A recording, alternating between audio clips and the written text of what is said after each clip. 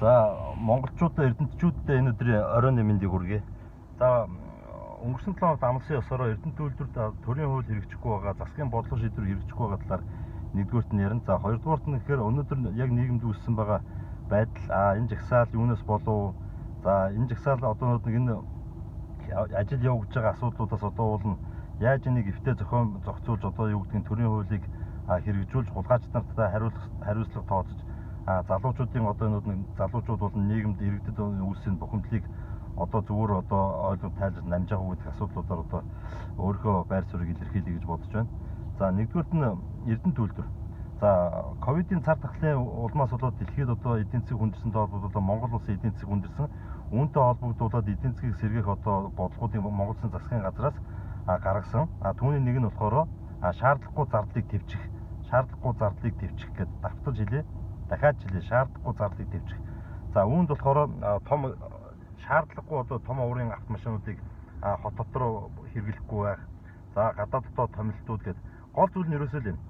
Төрийн хэмнэлтийн хуулийг хэрэгжүүлэх яаж хэрэгжүүлэх юм бол төвчж болох бүх зардлуудыг төвчих гэдэг ийм зүйл явсан. За тэгэхээр эрдэнэт үйлдвэрт энэ одоо төрийн хэмнэлтийн хууль нь анханасаа хэрэгжээгүй. Бадам сүрэн ерөнхий захирлыг байгаас ахуулаад анханасаа огт хэрэгжээгүй гэж иргэн үний хувьд бол дүгнж байгаа. Одоо иргэд одоо Орхон аймгийн иргэд уурхааж дүрт харж байгаа. За түүний нэг тод жишээ нь юу вэ гэх юм бол за төрийн хууль хэрэгжээгүй нэг шалтгаан нь яг төрийн нэрийн дор 49% төрлөө авлаа. Төрийн мэдл 100% очлоо. Ингээд Монгол улсад одоо нэг шудраг ёсны тэмцэгчд одоо засгийн эрхийг авсан, төрийн эрхийг авсан. Ингээд ирэнгууд эрдэнэт үйлдвэрийн уурхаачид эрдэнэтчүүд 32 жилийн өмнө арчлыг хүсэж жагсаж одоо тэмцэж ажил эрхчлөлөг дэмжижсэнтэйгээ яг ижилхэн энэ шудраг ёс гэдэг зүйлийг уурхаачид дэмжсэн, Орхон аймгийн иргэд дэмжсэн.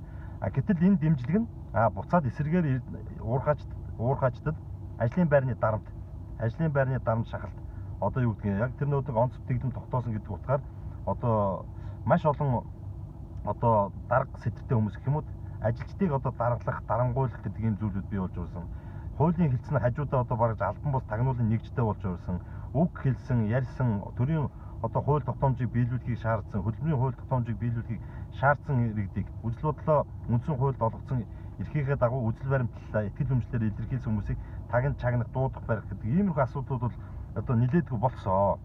Ингээд юу болсон бэ гэхээр оюун эрдэнэ гэдэг хүний засгийн газар гарч хөрсөх гэдэг хүн маань ерөнхийлж болоо явсан. Оюун эрдэнэ гэдэг залуу маань ерөнхий сайд болсон. Ингээд энэ асуудлууд маань ингээд цэгцэрх юм бол энэ асуудал огт цэгцрээгүй. Шалтгаан би бол Бадам сүрэн захиралтай холбож ойлгож байгаа. Бадам сүрэн захирал бол яг одоо юу гэдгийг монголчуудын одоо залуучуудын иргэдийн бүх одоо хүмүүсийн мэдж байгаа 30 жилийн энэ уул уурхайд нүүрсэн болж бүтэхгүй байгаа зүйл одоо энэ ашигт малмалтай холбоотой болж бүтэхгүй байгаа бүх зүйлийг нь Бадам сүрэн гэдэг хүний оролцоотой Бадам сүрэн гэдэг энэ хүнээс одоо юу гэдгийг одоо шалтгаалаад гэх юм уу. Энэ зүйл маань болохоор эрдэнэт үйлдвэрт хэрэгжсэнгүй. За яг хар яриа байдаг одоо үнэн худлааг нь бол мэдэхгүй. Ямар ч юм би одоо ингээд гавдамжаар явж байгаа үг гэдгийг сонссон. Бадам сүрэн яагаад явахгүй байна вэ гэхээр баг бандын хүн гэдэг. За баг банд нь ямар учиртай вэ гэхээр хөрсөх даргатай холбоотой гэдэг ийм яриа бол гадуур байдаг. Одоо үнэн худлааг нь мэдэхгүй. Гэхдээ би энэ яриа бол үнэн гэдэгт итгэдэг. Ингээд хөрсөх ерөнхийлөгч нь Бадам сүрэн гэдэг хүнийг явуулдаггүй. Бадам сүрэн энэ чинь байгаа тохиолдолд одоо юу гэдгийг нүүд бидний яриад байгаа одоо манан бүлэлч гэдэг юм уу өнгөрсөн 30 жилийн бидний төрөөс зайлуулах ёстой, төрийн өмчт үйлдвэрийн газраас зайлуулах ёстой, нам төрөөс холдуулах ёстой хүмүүсийн жагсаалтын бүр ихэнд бичигддэг хүн гэж би бол ойлгож байна. Ингээд энэ хүнээс шалтгаалаад төрийн бодлого шийдвэрийн эрдэнэт үйлдвэр, төрийн өмчт үйлдвэрийн газар бол хэрэгжээгүй. За энэ нь одоо сая Ёндан гэж захирал одоо Бадам сүрэн захирал нь бол Баатараа авсан. За босол нодны нийгэмдээс яриа юу гэх юм бол Бадам сүрэн Баатар авчиж явахын гинлээ гэдэг юм яриас. За ямар ч сан үнэн худлааг нь мэдэхгүй Баатар авсныхаа дараа нэрнгээсээ явсан. За ингээ явангууд нь уул уурхай сайдаар ажилласан Ёндан гэдэг хүн одоо ирээд эрхийг нь одоо эрдэнчүүд дараагийн ерөнхий захирал эрхийг нь бол эрдэнчүүд тэрэнд уурхайчдын гэр бүл хүсэн хүлээсэн. Энэ юу гэхээр нөгөөд нэг 19 оноос хойш хүлээсэн шудраг ёсны тэмцэл, шудраг ёсны зарчим, ажилтан ажлын байран дээр амар тайван ажиллах тийм үү. Төрийн хууль тогтоомж хэрэгжих. Ингээд ажилтан амар тайван ажиллаж үр бүтээлтэй ажиллана. Ингээд үйлдвэрийн одоо ингээд юм нэг. Гэтэл эсрэгээр энэ одоо Бадам сүрэнгүй нэг иймэрхүү юм болчихсон. За ингээд Ёндан гэдэг дараагийн захирал Ёндандооч биш дараагийн захирал хэрвээ ирэх юм бол энэ бол одоо оюун эрдэнэ одоо ерөнхий сайдын яг өөрийнх нь одоо бодлогыг хэрэгжүүлэх хүн ирэх юм байна гэдэг ингээд нэлээдгүй хугацааг бас эдчүүд уурхаачууд ингээд харж хүлээсэн. За миний би Эрдэнэт үйлдвэрийн одоо үйл ажиллагааг сайжруулах, болж бүтэх байгаа асуудлуудыг засаж хандлах цэгцлэгтэй холбоотойгоор тухайн үед одоо яг солигдох үед нь ерөнхий сайдын ахлах зөвлөгд хаяглаад одоо авч сайжруулах ажилтнууд нь жагсаалтуудыг ингээд явуулсан байдаг. Солих шаардлагатай хүмүүсийн жагсаалтуудыг явуулсан байдаг. Гэтэл энэ юм өнгөрсөн хугацаанд огт хэрэгжсэнгүй. За үүнээс өмнөх нь одоо тэр юуны Эрдэнэт үйлдвэр төрөмчд үйлдвэрийн газрын бүтцийг өөрчилсөн.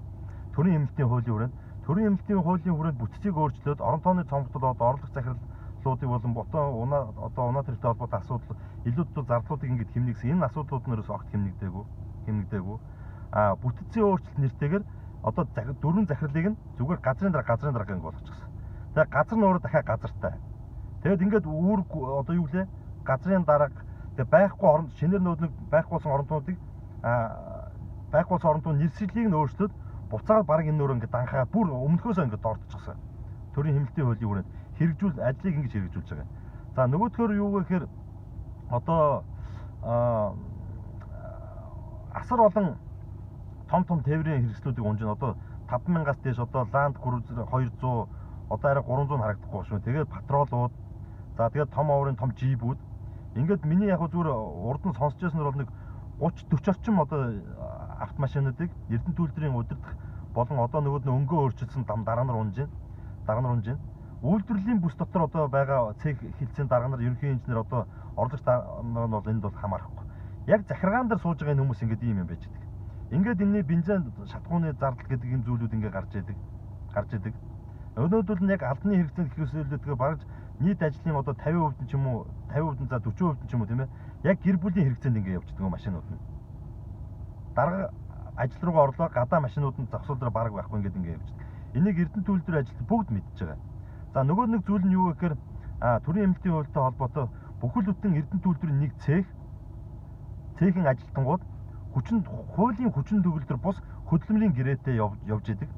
Нөгөө хуулийн хүчин төгөлдөр бус хөдөлмөрийн гэрээ тухайн хөдөлмөрөө одоо Эрдэнэт үйлдвэрийн одоо заасан хөдөлмөрийн заасан үр шимээр ажилтан өөрөө цалингаа авч чадахгүй.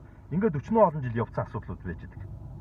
За ингээд хамгийн сүүлд нь одоо нэг эмнэлэгтэй зүйл за автомашины асуудал дурдсан бүтэц нэртэйгээр зүгээр дарга нарын албан тушаалын нэршлиг нь өөрчлөлт улам данхаасан. Ингээд ажлын байрны дарамтлууд нь ингээд бий болсон. Ингээд Ёндан гэдэг захирал томилж ирлээ. Энэ бүх асуудлууд нь ингээд намжаад нөгөө төрийн бодлого шийдвэрийн үнэхээр хэрэгжээд яг Бадам Сүрэн гэдэг энэ хүний үед байсан энэ ёс зүйгүй удирдах албан тушаалтангууд гэдэг ажлын байрны дарангуйлагч нар тийм ээ. Өнөөдөр Эрдэнэт үйлдвэрийн өнгөрсөн хугацаанд гарсан хуультай холбоотой шүүхтээр очижсэн ажилтны эрх зөрчигдсөн асуудал бол бүгд хуулийн хэлцэн даргатай холбоотой. Хөдөлмөрийн гэрээ хэлцэлтэй холбоотой асуудлууд нь бүгд тэр хүний нөөцийн албаны дарга захиргааны хүний нөөцийн бодлогын газрын дарга энэртэй холбоотой. Гарсан одоо тэр уур хажин 3 дугаар хороолт гэдэг нэг байсан. Аудитын дүгнэлтээр өчнөө олон тэр бомбыг зориултын бусаар зарцуулаад ингэсэн санхүүгийн албантай холбоотой. Цалин бүнлүүг нь яг одоо ажилтнанд олгох ёстой журмын дагуу олгоогүй байх юм бол санхүү одоо цалин хайсан энэ хүмүүстэй холбоотой. Ингээд энэ бүх дандаа хуулийг зөрчижсэн, хуулиас дээгүүр өөрсдийнхөө одоо их мэдл одоо юу гэдэг ингээд юм тавьчихсан Бадам Сүрэнгийн цэргүүдээ салах юм болов салсангүй. Салж чадахгүй байна. Салаагүй тохиолдолд төрийн бодлого шийдвэр хязгаарч Эрдэнэт үйлдвэрт хэрэгжихгүй. За дараагийн нэг асуудал нь юу гэхээр яг үед байсан асуудал та одоо би нэг гинт ийм асуудлыг нь болоод тэрийг би яриад байгаа зүйл ш. Яг зүгээр Эрдэнэт үйлдвэргэд одоо улсыг тэжээж сайлын үйлдвэр гэдэг сайлын үнэ гэж нэрлэгддэг.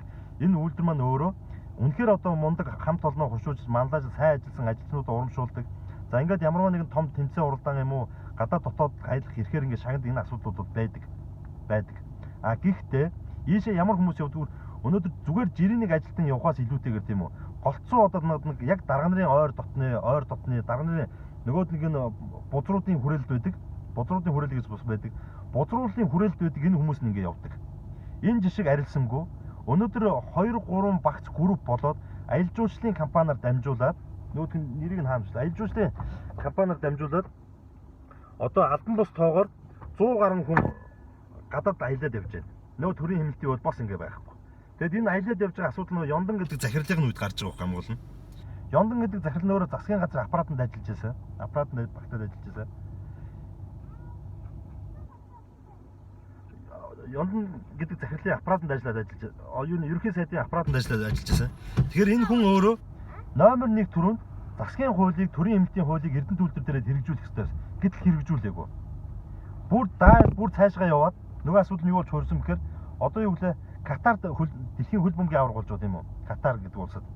За гэтэл Катар руу очиход Дубайгаар дайраад 2-3 аялын группүүд Эрдэнэ төлөвлөлтөөс 2-3 аялын групп Дубайгаар дамжаад тэгээд Катар руу одоо ингээд бүр ингээд зугаалаад явчих. Зөвхөн нөгөө хөл бөмбөгөөж үзэхгээгүй.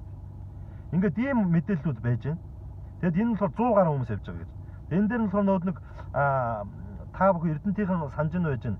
2016 онд одоо нэг Аранга голт зүгийн хүмүүс Эрдэнэ хотод одоо ингээд нэг Эрдэнэ хотын төр захиргааны байгууллагын эрхийг авсан. Сонгогчдын саналаар. За тэгээд ингээд одоо яг амрын талбайгаас Аранга одоо өвчлөлтэй залуучууд хүмүүс бөөнөрөө цагдаагийн машинаараа маягтайгаар хамгаалуулаад булган ороод булганаас прокурорын дарга нөлөө орлогч прокурор цагдаагийн машиндаа тосч аваад ингээд цаашгаад бараг 100 гаруй километр яваад одоо шорон зам руу ингээд төв замаас салтал хүртэл нь болохоор ингээд Эрдэнэс булганаас цаашгаа гартал цагдаагийн машинаар гүйбэрлүүлээд явсан зурга одоо туяа гэдэг тухай дургажаа соёлын ордны дарга хэмжээд орлогч дарга хэмжээд энийг ч одоо ингээд зургийг аваад ингээд тавьсан байдаг. Энэ тухайд бол Эрдэнэтийн иргэдийн бухимдлыг нэлээд зөрүүлсэн. Өнөөдөр нэг ихч маань одоо Эрдэнэ төлөвлөрийн одоо үйлчлэгээ аж ахуй ямар тасгийн дарга үлээ. Энэ тасгийн дарга залуу ихч. За нөгөөдгөн сая өнгөрсөн амралтын өдрүүдээр Орхон аймгийн ойрын холын болонд ойрын хугацааны төлөвлөгөө эх оны 23 оны төсөв. За ингээд одоо газар зохион байгуулалттай холбоотой өчнөө олон чухал асуудлуудыг хилцээ засаг даргын үйл ажиллагааны мөрийн хөтөлбөрийн одоо үйл ажиллагааны мөрийн хөтөлбөрийн одоо үр дүнгийн биелэлтийг ингээд хилцсэн. Ингээд энэ чинь төлөөлөгчөөр сонгогдсон Эрдэнэ төлөвлөрийн цахилгаан цехийн ерөнхий инженер хэлүүлээд дарган жилүү нэг юм тарчиг сахалтай нөхөр байж байгаа. Энэ нөхөр одоо аймгийн Эрдэнэ төлөөлөгчийн урд одоо 20 онд мандат авч сонгогдсон. Мандат аваад тэр иргэд сонгосон юм. Яаж мандат болж авсан юм? Энэ нөхөр маань өнөөдөр үндсэн ажил нь бол нэгдүгээр цалин авдаг ажил. Нөгөөх нь болохоор том ажил нь юу гэхээр иргэдээс сонгогдсон төлөөлөгчийн ажлыг гүйцэтгэх хэрэгтэй. Гэтэл энэ хүн байхгүй. Өнөөдөр төлөөлөгчөө төсөв хилцэж байгаад ажлын үр дүн тооцож байгаад 23 онтой холбоотой аймагтай холбоотой ойрын хугацааны засгийн газрын бодлого шийдвэртэй холбоотой төсөл хөтөлбөрүүдтэй холбоотой ингээд санаачлахтай шинэ зүйлүүдийг хилцэж байгаад нөгөө нөхөр нь Дубайгаар дамжаад Катарт ингээд хөл бөмбөг үзээ ингээд явчихдаг. Фэйсбүүк дээр зураг тавиад ингээд өнөөдөр төрийн алба, төрийн төлөөллөөр бий болж байгаа улс төрийн одоо орон нутгийн өөрөө өдөр тусны байгууллагууд ийм хүмүүс очсон. Ийм ёс зүйтэй хүмүүс өнөөдөр Эрдэнэ төлөөлөл. Дандаа гих мэтчлэн одоо ингээд нэг дарга нартай голцоо дарга нарын хүрээллийн хүмүүс ингээд одоо ингээд аялаад явж байдаг. Ийм л асуудал, хариуцлагын асуудал. Тэгэд одоо нөгөөд нэг ярих гэдэг зүйл нь гэхээр төрөөс өчнөө одоо шин сэргэлтийн бодлого алсаараа 2050-тай холбоотой асар олон бодлого шийдвэрүүд ингээд гараад яваад байдаг. Энэ нэрээс яг дунд шатандаа болон гүйцэх шатандаа хэрэгждэг ганцхан жишээ. Мянган шалтгааны ганцхан жишээ нь Эрдэнэ төлөвлөрийн жишээн дээр. Дотор нь яг энэ одоо юу гэдгийг төрийн эмнэлтийн хуулийг хэрэгжүүлээд ажиллаж байсан одоо засгийн газрын гишүүн өөрөө нэг юуны байгууллага дээр одоо төрийн төлөвлөрийн газар ирчээд энийг хэрэгжүүлж чаддаггүй. Ингээд бүр цааш нь гадаад томилт минь тэгээд ингээд ийм юм одоо энэ хүний үед ингээд явж байдаг. Гэтэл өнөөдөр хөл бөмбөг үзэж болно. Нийгмийн эдийн засаг хэрэгцээ энэ үед бол ажилтнаа урамшуулаад явуулж болно. Гэтэл өнөөдөр энэ 100 гаруй хүмүүсийг нь 2-3 бүлэг парагцуулга аялал жуулчлалын компаниар ингээд дэлхийн том хөгжилтэй хотууд ингээд дамжуулаад онгоцоор ингээд нисгэж явж. Ийш одоо бодвол төмөр замаар явдаггүй байлгүй, машинаар явдаггүй байлгүй, онгоцоор л явж байгаа. Очингуудаа зүгээр нэг одоо юу гэдэг манай Эрдэнэтэд гол буудалч гэдэг юм уу захын нэг буудалд тоноог баг. Ингээд энэний зардлыг бүгдийг нь уурхаачд буюу улсын төсвөөс ингээд гаргаж авчдаг. Уурхаачдын хөдөлмөрөөр. За яг хөө одоо юу гэдэг ингээд нэг шалруулалт маргалуулалт юм байдаг бахал ингээд ганц нэг одоо яаж зүгээр 100 дарга одоо 100 гаруй дарга нар явуулчихгүй ойлгомжтой. Ганц нэг ажилчдыг авчуулаад аваад явж. Ингээд төрийн хууль ингээд хэрэгжүүлэх зүгээр нэг юм шалтгаан. Ингээд Монгол Улсын засгийн газар асар олон одоо ирээдүйн хөгжилтэй холбоотой бодлого шийдвэрүүдийг хэрэгжүүлээ явж байгаа. Хэрэгжүүлэх гээд үзээд байгаа бол яг гүйцэтгэх төвшөнд нь аппаратанд нь ажиллаж байсан хүн ингээд хэрэгжүүлж чадахгүй ийм хэмжээнд байгаад учраас өнөөдөр Монгол Улсын засгийн газар муу харагдаж байгаа юм. Өнөөдөр миний би жагсаал цуглаан гэдэг зүйлийг ярьсан. Жагсаал цуглаан гэдэг зүйлийг битээ жагсаал цуглаан гэдэг зүйлийг миний би өөрөө дэмждэг. Гэхдээ нийгэмд үүссэн энэ асуудлыг бол цаг хугацааны хувьд одоо яг нүүрсний хулгайч хөгжлийн банк одоо ингээд өчнөө яг 17 онд шударгын тэмцэл ихснээс хойш нийгэмд бий болсон ил болсон бүх бузар болоо муухай юмныг энэ нийтэн залуучууд хийх гээд уул нь яваад. Тэгээ эднэр энийг тултлан ажлыг шахаж хийлгүүлээд за нийгэмд шахаж хийлгүүлээд ингээд хариуцлагын тооцоолыг одоо буцахын одоо хэрвээ эдэр буухан бол намын улсын байтугай улс аваад явах бодлого байтугай намын бодлого байрчсан нам. Ингээд нөөд дорж ханд л нөө хүн намын дорж ханд. Тэгээ одоо хин тэр нэг үнэн баз үнэн отхон бат. Эсвэл нөгөө манан бүлгийн одоо нөөд баахан нөхдүүд байгаа штэ. Энэ нөхдүүд нь одоо засгаа авах юм уу? Өнөөдөр сая ингээд харж байна. Залуучууд төрийн ордон руу орж байна. Дайралтууд хийж ингэж байна. Дайралч биш. Ер нь бол хаалга нээж бол нэгэн тийм болж бол хаалга нээж ороод үйл ажиллагаатай танилцуулчих хэрэгтэй. Гэтэл ийм юм болсонгүй нийгмийн захиалгаар одоо нийгмийн захиалгаар юм уу төлбөртэйгээр юм уу ямар ч юм миний хувьд бол төлбөртэйгээр гэж харж байгаа. Ингээд орлоо. Энэ асуудалтай холбоотой энэ бүх асуудал юу болоод нэхэр яг л одоо энэ нэг хийгээд байгаа ажлууд нь хөрсөнд буухдаггүй. Гарсан ажлууд хөрсөнд бууд. Яагаад буудаггүй гэх юм бол миний би бүтэн 1 жил гарангийн хугацаанд Улаанбаатар хэвлэлийн хурал хийлээ. Төрийн ордонд нь очиж 2 удаа хууль зүйн улсын хурлын хууль зүйн байнгын хороодын хуралд суулаа. Бусд үед нэг бүх одоо юу гэдэг ерөнхийлөгчийн улсын хурлын засгийн газрын аппаратанд ажиллаж байгаа хүмүүс ийм учиртай шүү. Энд чинь ингээ болохгүй байна. Энд чинь ингээ болохгүй. Энийг зас сайжруулах гэдэг зүйлийг удаадараа ярьж байсан. Сонссон хүн тун цөөх. Ерөнхийлөгчийн зүйлс бүр байхгүй. Ингээд ерөнхийлж вакуум орчинд орсон байна гэж дүнэлт маань гарсан. За дараагийнх нь сур энэ учиртай. За жагсаалын хувьд бол одоо нэгэнт ингээ жагсаал болчлоо. Олныг хамарж байна. Залуучууд ингээ явж байна. Миний хувьд л жоохон харамсалтай санагдаж байна. Уул нь одоо юу гэдгийг энэ залуучууд яг тэр нөө шахаад байгаа шиг нэрийн нэр зарлага хариуцлага тооцоогоод ингээд шахаад ингээд эргэн төр хоёр хамтраад ингээд яваад эдрийг ингэсэн бол бид нар хамаагүй үрдэнэ. Одоо магадгүй засаг унах үгүй бол хэлж мэдэхгүй болчихсон. Миний хувьд бол эргэн хүний хувьд бол зөндөө удаа хэлсэн учраас миний хувьд бол харамсах зүйл байхгүй. А гэхдээ энэ маань өөрөө хэрвээ засаг унлаа тохиолдол бол засаг унсан тохиолдол бол энэ бол монголчуудын хувьд бол аяйгүй хэцүү тийм одоо эрсдэлтэй. Нэг шоргоочны